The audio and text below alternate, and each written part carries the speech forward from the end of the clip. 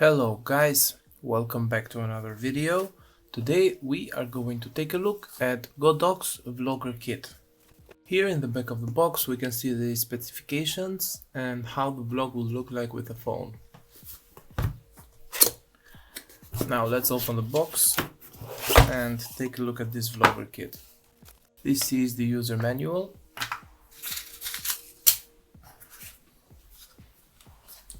This is the LED light. We have the input here, on and off switch button, the battery capacity here, and here we have some function buttons.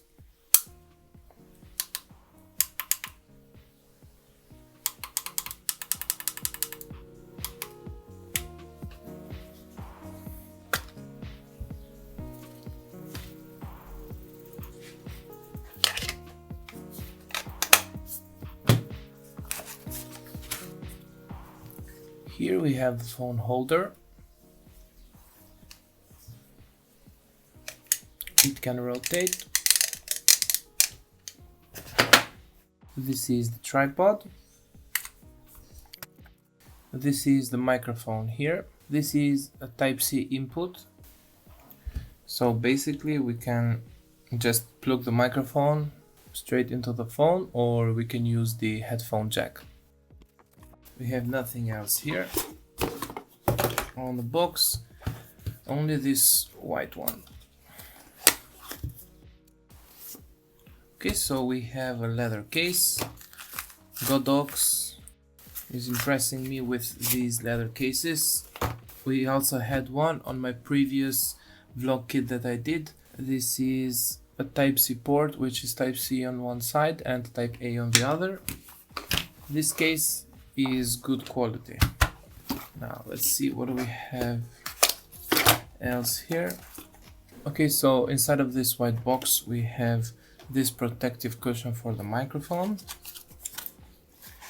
and the big one for a windy situation, but since I will record indoors I will use this one.